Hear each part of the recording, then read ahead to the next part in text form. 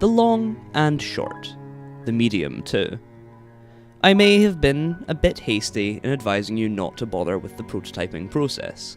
If I spared any detail, it was only to optimise your chances of survival, and if you found yourself begrudging the absence of certain instructions which, if followed, would have resulted in your demise, then I guess that makes two of us.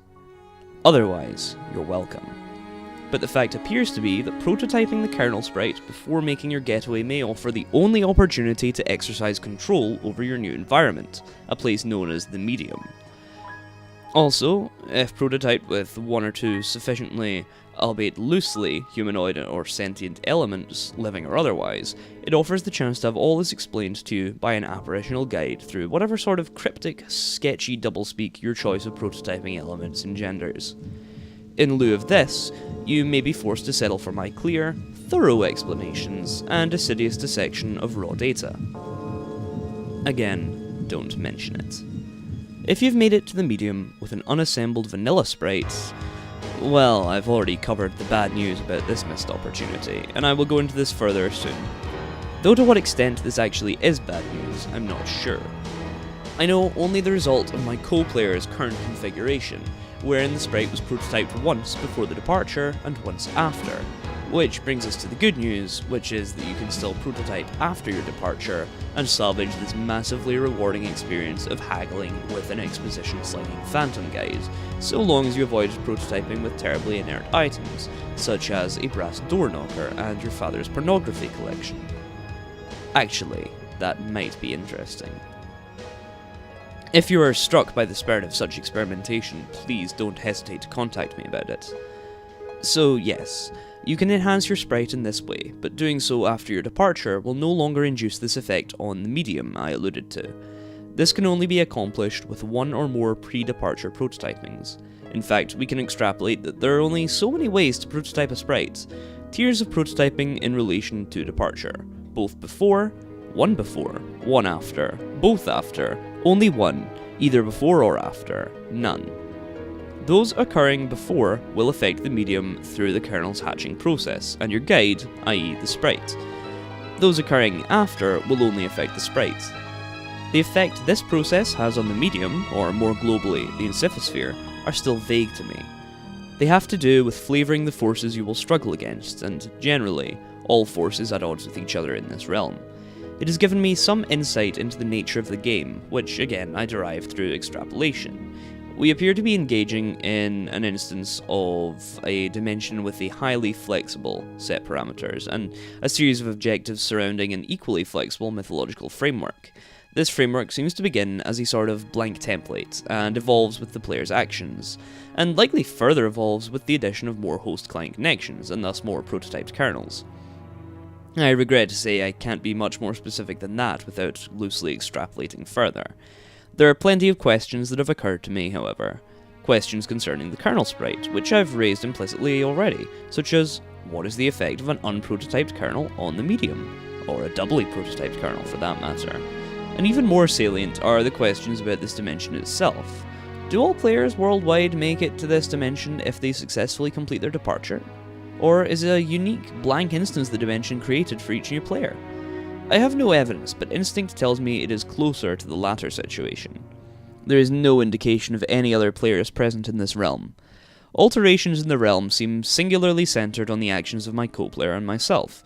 If I had to stake anything on it, I would guess every separate client-server pair activates its own, fresh copy of an encyphosphere, or a unique session, if you will. But the quantity of players is a further complication which invites more questions. It seems the game was designed to suit two players most naturally, the server and the client. But through mishap, my co-player and I have slipped out of the obvious tandem arrangement, and the only logical course of action to continue playing is to string a daisy chain of server-client connections together, until presumably the chain is complete. Theoretically, we could complete this chain with only one other player, functioning as the server to my client, and the client to my current co-player server, assuming she can recover it. Perhaps it does, and if this process proves to be the case, I trust I will be sufficiently numbed to the realization. He's not finished with this yet. Jeez, cut him some slack. Maybe you could go bug someone somewhere else for a while, or at the very least, someone else. months in the past, but not many. Hi, happy birthday, Ross. Hello, and thanks. Did you get Joan's present yet? I just opened it at this very moment. What a stunning coincidence you would ask about it now. I am stunned. Yeah, I know. What will you make with it? And who said it was something from which something else could be made? Well, Joan did tell me what it was, duh. I suppose I'll take a stab at learning the craft. It's the least I can do in response to the subtle dig concealed in her gesture. She often tells me I need a new hobby when I make perfectly reasonable analytical remarks. Oh, but Ross, I don't think she meant anything like that by it. You see, not everyone always means the opposite of what they say, the way you and Dani always do. Maybe. Her birthday is in a few months, isn't it? Yep, I finally finished a present for her. I've been working on it for years. Years? It's so hard to tell when you're joking, or if you're even capable of it. I just mailed it too, so it is sure to get there on time. Mail takes a while to get anywhere from here. I'll probably craft something with strong sentimental value. That should burn her. I don't think you really mean that. I guess not. So, shall I expect a green package dropped to my house via airmail from whatever screwball cranny of the globe you're tucked into? No, sorry. But you're sort of hard to shop for. Besides, I have something for you today that I think you will like better than something in a box. Oh? It's a tip! This is already intriguing enough to compensate for the grave scarcity of lavish gifts parachuting from the sky. Please go on. Did you have a pet a long time ago that died? Yes? Okay, well, how did you feel about your cat? Did you love her a lot? Okay, well, I didn't mention it was a cat or that it was a female. Let's pretend I'm surprised and you're embarrassed and move on. To answer your question, I would describe my feelings towards the animal as lukewarm. Okay, that's fine. It doesn't really matter. I think just... What if someone told you you could play a game that would bring her back to life? If someone told me that, I would regard the remark with a great deal of skepticism. If that someone was you, on the other hand, then I would have to ask preemptively, is that someone you? Yes, that someone is me. I just thought you might find it interesting. So, what is this game? Oh, I don't know. I'm just saying is all. I think we hear about it later, and maybe you can talk to Joan and Dani about it. They're way more into all that stuff than I am. I'll see what the word on the street is about it, in due time. For now, I should probably order a copy of Knitting for Assholes. It would be a shame if I ran late with Joan's presents. Dani, get katana. You captchalogue your katana and prepare to venture out into the apartment to retrieve your sis's copy of the game. But first, maybe, just maybe, dude, that bird is long gone. It probably won't last long in this heat anyway. You don't even know what's up with this sick heat. The sun threatens to set but won't step off. It's staring you down, like the big red eye of a hot needle skipping on a groove it's tracing around the earth. While lingering in midair, its heat seems to suspend time itself, stretching it like warped vinyl. It's meant to rain this season, but there ain't been a drop in sight. Even a little drizzle would help. Might help to fizzle the sizzle a little bizzle, set the record straight on this global turn tizzle. So don't change the dizzle, turn it up a little. I got a living room full of fine dime brizzles, waiting on the pizzle, the dizzle and the shizzle. G's to the bizac and the ladies here we gizzo. When the pimp's in the crib, ma, drop it like it's hot, drop it like it's hot, drop it like it's hot. English romantic poet, John Keats. Sorry, little dude, gotta put you down for a bit. You figure you've left him hanging long enough. Dani, hastily enter the room with wild abandon. You barge in and see a familiar face. A friendly face. You stand in the living room. Your sis spends most of her days in here. At night she crashes on the futon over there. You don't see her anywhere though. That's the puppet chest she stores little Cal in when she takes her out on gigs, but when she's home she usually leaves Cal on display somewhere. And with good reason, because Cal is totally sweet. So sweet. Man. Dani, pity to fool. It's your sister's Mr. T puppet, which of course is kept in the apartment with a sense of profound humorous irony. But as usual with your sis's exploits, this is no ordinary irony, or anything close to a tier 1 ironic gesture, which is a meager single step removed from sincerity. This is like 10 levels of irony removed from the original joke. It might have been funny like 8 years ago to joke about Mr. T and how he was sort of lame, but that was the very thing that made him awesome and badass, and that his awesomeness was also sort of the joke. But in this case, the joke is the joke, and that degree of irony itself is also the joke, and so on. Only highly adept satirical ninjas like you and your sis can appreciate stuff like this. It's cool taking stuff that other people think is funny, but you know it really isn't, and making it funny again by adding several strata of irony which are utterly undetectable to the untrained eye. Also, for good measure, Mr. T is wearing a leather thong and handcuffed to a pantsless Chuck Norris puppet. God, you hope you can be as good as your sis at this someday. You'd never tell her that, though. Dani, find little Cal and give fist bumps. Cal's nowhere in sight. All you see is a bunch of your sis's weird nude puppets strewn around haphazardly. You guess these things are kind of cool. Sort of. Dani, play a game on the Xbox. It looks like your sis was playing. It's not like her to leave in the middle of some totally intense gaming. Not like her to misplace Cal either. Man, you hope the little gal's alright. Oh, there you are, dude. Didn't see you there. We be chill today, Cal? Yeah, you better fucking believe we be chill. Cal's the man. Dani, resist great urge to play Sis's Xbox. You fail to resist the urge.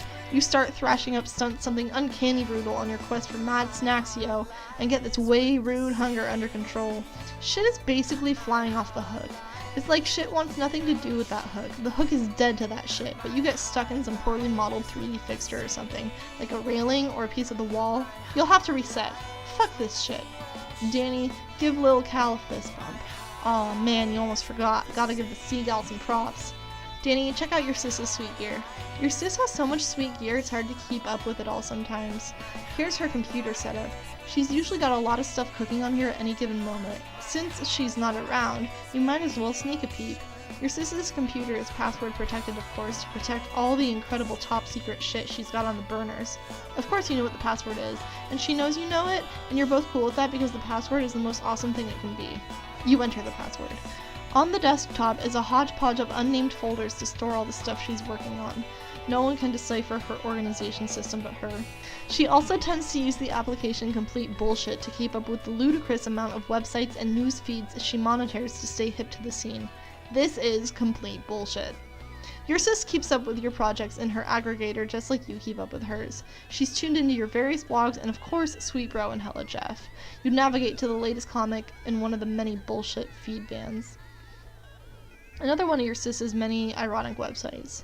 The difference here is she rakes in thousands of dollars a month through this enterprise. Smuppets are a multi-billion-dollar a year enterprise, and it's awfully hard to resist taking a firm squeeze from the plump udder of that cash cow. You guess you've messed around on her computer long enough. Better get a move on before it's too late to Ross, or worse yet, your sis catches you. But oh my god. The rumps. They are transfixing.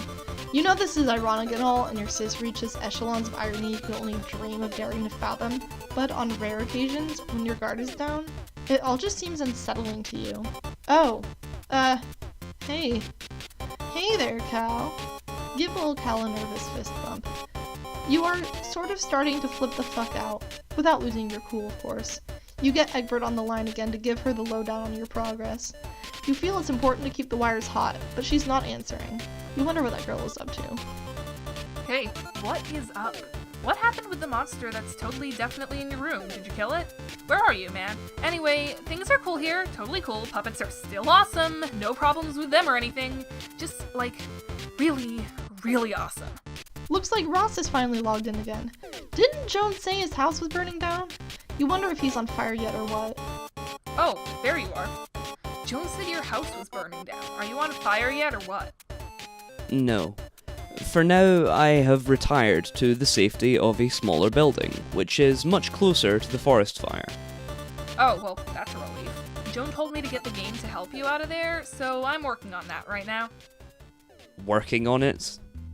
Yeah, my sis's copy. Long story. Hey, don't tell Joan this, but I think she might have been right about the puppets. They're starting to sort of freak me out a little bit. You're referring to your sister's collection?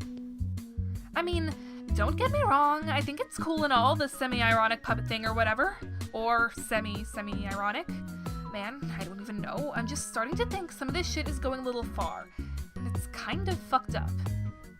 I've seen her websites. I like them. Yeah, well, you would. Oh man, I wish little Cal wouldn't look at me like that, with those dead eyes. Jesus. Sometimes I dream that she's real and she's talking to me, and I wake up in a cold sweat and basically flip the fuck out. Interesting. Oh god. What did I just tell you my dream? You're gonna have a field day with that. I am currently scrolling notes furiously into one of the many psychoanalysis journals I maintain for you. Published papers forthcoming. Because, you know, it's not like either of us have anything better to do at the moment than to evaluate each other's radically debilitating pathologies. Yeah, I'm gonna get moving. Oh, have you heard from Joan? She's not answering me. She won't answer me either. But I am watching her. I suspect she's preoccupied with the fact that she just had a bucket of water dumped on her head by the ghost of her dead grandfather, who also happens to be dressed like a clown. Alright, I'm out. Later.